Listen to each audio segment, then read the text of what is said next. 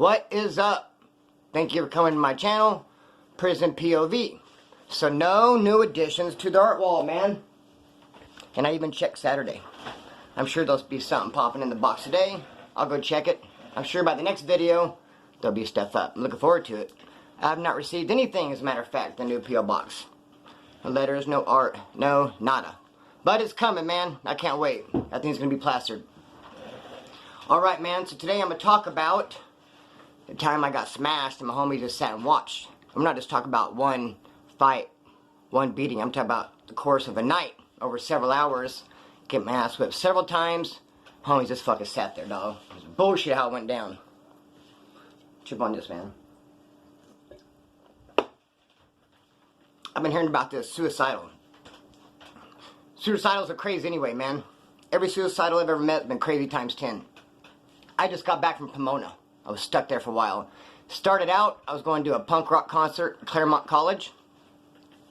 Ended up in Pomona somehow, hanging out with these chicks. I wouldn't get no action. I was 15. They're in their 20s. Not a lot of 20-year-old chicks want to hook up with a 15-year-old kid. So they had me tucked squarely in the friend zone, which is cool. It was like, oh, how cute, little brother type shit. I wasn't tripping. They were homegirls. I was just worried about going to punk rock concerts. We ended up in Pomona, this park. A bunch of punk rockers sitting around drinking, and the suicidal shows up. And it's out of nowhere, man. We're all hanging out. He just starts stabbing this dude. Stabbing the shit out of this one punk rocker dude. He didn't die, he lived. Later I found out it was over a chick. The suicidal thought the dude was talking to his chick or whatever. That's how they are, though. They're crazy, man. So I've been hearing about this dude, the suicidal in town in Bakersfield. He's just off the hook. He's known for, like, going to parties. He would take his hat off and just walk up to everybody like this. Expect people to put money in the hat for drugs and alcohol and stuff. And even dudes that were tough and crazy didn't want to fuck with this dude. This dude's just way off the hook. And he was fresh out the pen. He's in his early 20s. Been hearing about him. So I'm living in my grandma's house. It's after I got out of KYF, 15-something years old. And my homie Chad comes by. Brings this dude with him. Now Chad, he's a skinhead. But he's what we call a traditional skinhead. He's just a skinhead. He's into the dress and the music. He doesn't have any political views at all. He's not racist or he's not against racism. He's just a skinhead purely for the fashion sense of it, the style and the music. Which I don't want to get into it now. It's for another video. But when skinheads started off in Britain and England back in the 60s, it was not politically charged at all. It was just some kids that were dressed a certain way and they listened to music. The racism stuff didn't come to the 70s. So there's guys that call themselves traditional skinheads. They're just in it for the clothes and the music, like I said. And that's what Chad was. He's traditional skinheads. He brings a suicidal over. I've been hearing. It's a crazy motherfucker. Comes to pick me up at my grandma's house. Now right when I walk out my pad and meet him, we start off on the wrong foot because I was eating a bacon sandwich that my grandma had made me. They knock on the door, I go outside, take a couple bites, and I throw it back in the neighbor's yard. And he goes, hey, why didn't you give me that fucking sandwich, man? I was like, oh, I don't know. I mean, he's like, I'm hungry. I would have ate it. I was like, my bad. He goes, you should have offered it to me. And I was thinking, yeah, right, 'cause that's what I do. I walk out of my house and walk up to people I don't even know. And, hey, you want my sandwich? No, I was done eating the motherfucking thing, so I chucked it. I was thinking. I didn't say that, though. I said, my bad, bro. Shit. I'm thinking this dude's out the hook. So we get in Chad's truck and take off. Now, this dude has stab wounds in him. The suicidal. He just got out of the hospital. What happened was, he has a couple roommates. This dude's so off the hook, he got drunk, went to his house where his roommates are, and went in, took a bat, started beating both of his roommates up. Started beating on him. So one of them said, fuck this, took a knife and stabbed him. Stabbed the suicidals. He took off out of the house, you know, called 911, whatever, went to the hospital. They just let him out. Chad picks him up. They come pick me up. He wants to go back to his pad, to where his roommates are. He's saying this, go to my house. And I'm knowing that this roommate stabbed him up. I'm like, what the fuck am I getting myself into? What are we doing here? We show up at the apartment. He walks in and starts hugging on him. I love you guys. I love you guys. You guys are fucking down, man. That was awesome how you stabbed me. Dude, I respect you, man. I fucking love you, man. He's hugging on him and trying to kiss him, saying, I fucking respect you guys. They're looking at him like, get the fuck out of here. Like, what are you gonna do next? No one likes an unpredictable dude, man. Nobody does. Especially in prison. You're doing time. There'll be those dudes that are just weird, man. They're just all over the place. Moody. 1 minute they're cool and chill. The next thing you know, they just flash and they're just unpredictable. Fuck all that shit. I like dudes that are even killed and know what to expect, not no wishy-washy type shit. He's like, I love you guys, blah, blah. They're like, what the fuck? We end up leaving. Me and Chad and the suicidal dude. Drink a beer, we go to this apartment. There's about 4 or 5 punk rockers there. I know all of them. They're my buddies. So the plan is to do a beer run. The suicidal's telling Chad he wants to go do a beer run. Takes me with him. Us three are going. We get to the store, the suicidal says he wants me to do the beer run. Now in the news lately, there were stories of them Arab fucking liquor store owners were dumping on people and shooting people for doing beer runs. There's 2 different stories in the news at this time of store owners going to court for shooting motherfuckers. He's wanting me to go steal beer. I'm 15. I look young for my age anyway, and there's no way I didn't even look nowhere close to 21. I'm like, what the fuck? I'm gonna go steal it. He's like, look, I'll be standing out. He had a big ass knife. No accident. I'm sorry, he had an ice pick. He goes, I'll be standing outside the store with this ice pick. If anyone comes after you and chases you, I'll handle it. Don't worry. And goes, nothing's gonna happen to you. It didn't really, reassure me at all. Anyway, I walk in. The first time I walk in, I don't even try. I walk right back out, tell him I can't do it. He gets pissed. He's livid. He's like, what the fuck, man? He's like, I'm telling you, it's gonna be cool. Now, he's pulling the old school, like, YA prison politics shit on me. Like, you're disrespecting me by not getting the beer because you're saying that I'm not gonna handle it. Your job is to go in there and get the beer. My job is to make sure we'll get away. I'll handle my end. You're disrespecting me by not grabbing the beer because it's like saying that I'm not gonna handle it. You're like saying I'm not gonna get us out of here. Twisting it like I'm disrespecting him. Fuck no, you're disrespecting me by making me do some shit I don't want to do. Anyways, be that as it may. He's pissed off. He goes, we're going to try one more story. You better fucking get it. Now I walk in, and this time I actually do grab the beer. Try to walk out, but the dude's all over me. He's like, no, put that down. I know you're not 21. So I walk outside, and this dude looked so fucking crazy. When I walked outside the store, and I came around the corner, and he was standing by one of those big ice machines, he looked fucking nuts. He had the ice pick in his hand. He was all fucking crazy. And I came around the corner, I'm like, dude, I couldn't get it. All I remember is boom! And he had the ice pick in his hand, it cracked me. Knocked me out. I wake up in the back of Chad's car. When I wake up, we're in a drive-thru, El Pollo Loco drive-thru, and he's like robbing the place for food. I know he didn't have money, and I didn't hear what he was saying to him, but I know I wake up and he's like yelling, blah, blah, blah, and they're just handling food out. Styrofoam trays full of meats and stuff, just like, get the fuck out of here. I don't know what he was saying. He was like, give me fucking food, give me fuck, blah, blah, blah. They're giving him a gang of food, and we fucking drive off. I come to him like, what the fuck? We go back to this apartment we were at. Hold up. Okay, we go back to this apartment we were originally at. He got the beer, I guess after he knocked me out. We go back to the car, Del Pollo Loco, we go back to the apartment, Del Pollo Loco, a bunch of beer. But there's 4 or 5 dudes I don't know, they're all supposed to be my homies, they're punk rockers, I know them. None of these dudes, Chad included, like the suicidal dude, he was just a fucking bully, he was there. Wedding crasher type shit or something, just taking over the party. No one will confront him. We all should just fucking beat his ass, dude, we could have took him down. But he wouldn't fuck with nobody, just fuck with my ass. So we back to the apartment, we continue drinking beer. He's not saying nothing to me, he took off on me a couple different times though. One time I'm coming out of the bathroom. As soon as I come out, the bathroom door open, I walk out, boom, boom, boom! I meet his fist and knocks me back into the fucking tub. And I get up and I'm like, man, what in the fuck? Go sit down, like no one's saying shit. And when I went back in the living room after he knocked me into the tub, I mean, I'm trying to play it off. Everyone's acting all casual, normal. I sit down, trying to play it off. I'm like, damn, did you guys watch that Raiders game yesterday? Look, that was a hell of an interception, huh? You guys think, just playing it off. What can I say? No one's discussed the elephant in the room. This fucking dude's beating my ass. You guys are supposed to be my homies. No one's doing shit. Bitches. The straw that broke the camel's back, though, I was sitting down like on an ottoman. Like a little stool. It was up against the wall, and I was like this, like just drinking beer and chilling. This fool comes walking up and gives me one of these with a dock right up in the side of my head into the wall. Bam! That's a little bit too hard. I don't need to show you guys. I'll just talk about it next time. The acting's done. Clowning. Anyway, yeah, I eat his fucking dock in the side of my head. Bam! That was the straw that broke the camel back, man. I got up, so fuck this. I got up and just walked out the door. Walked to my grandma's house, several miles down the road.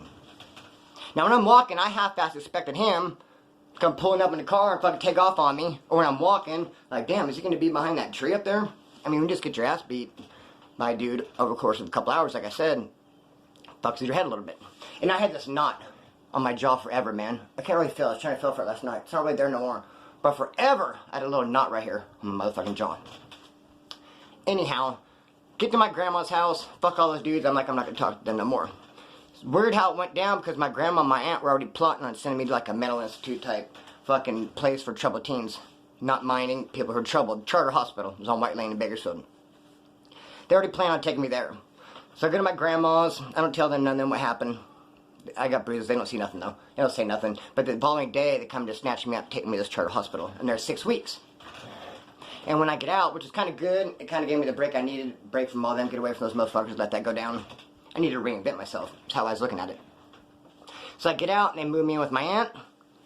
And I have a cousin my age. I started hanging out with my cousin and his homeboys. Shout out to Scrappy. Shout out to Funk One.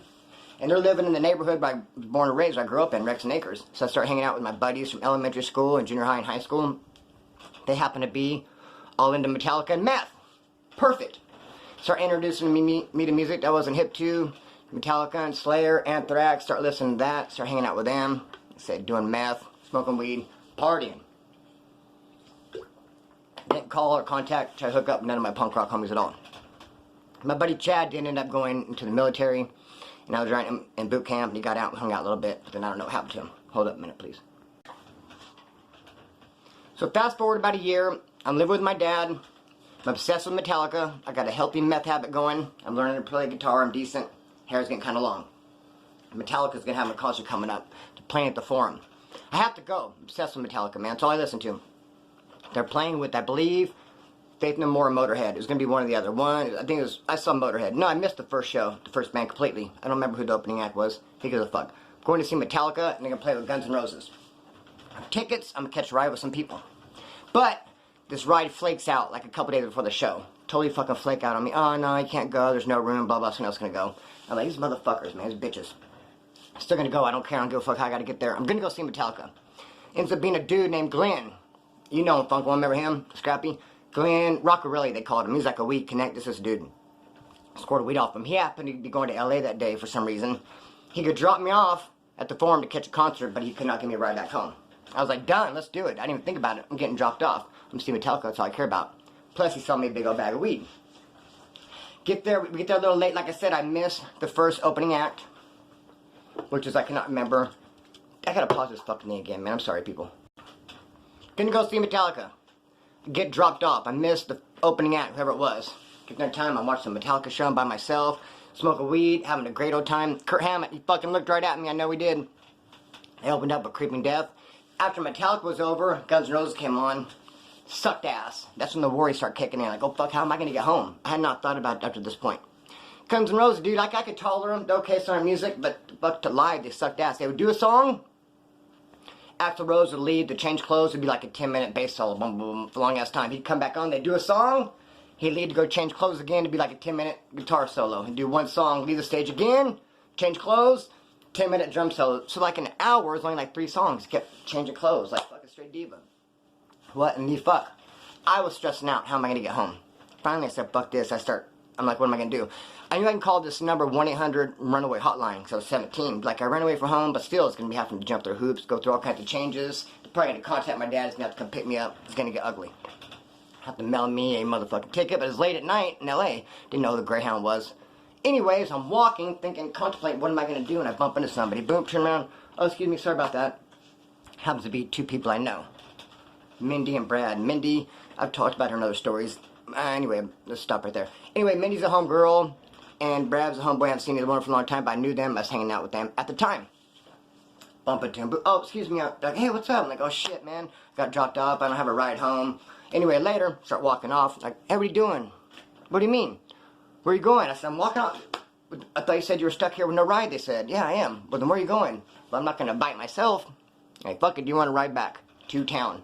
I said, hell yes. That was awkward how I just described it. I was like trying to say their part, my part. It didn't come across good. Hello. Anyway, the motherfuckers asked me, do I want a ride back to town? Hell yes, I do. Stopped in a motel. They were happy I had weed, and they didn't. And I got a ride back to town and saw Metallica. Even though those motherfuckers left me hanging. I got there. All to the good. Got some time left. I want my videos to be longer than this. You know what I could talk about? I guess I could talk about suicidals. Now, to the best of my knowledge, I'll throw it out there like this, that they got a green light put on them. Because one of them, a guy named Fish, tattooed on a black guy in a pin. Pretty sure it was in a pin. Someone might come in the comment section to try to correct me, but pretty sure that's how the story goes, and I've heard it from multiple people, so I'm going to stick with that. For whatever reason, though, I know the suicidals did get a green light put on them. You're not going to find none today. Got a green light. Now, a bunch of them I know turned into Nazi lowriders. I can think of about 4 or 5 of them. They switched up after they got the green light. It makes sense, it's a good fit, because they're both crazy-ass fools, man. So one dude I know, Nazi lowrider, ex-suicidal, has straight suicidal tattooed on his forehead. This dude actually, rest in peace, is no longer with us today because he robbed one too many people, and it's not good, really, to be that crazy motherfucker. that no one can beat, and you're not robbing everybody, and you got big ass huge balls, and you don't give a fuck about consequences. Now that's what makes someone real fucking crazy.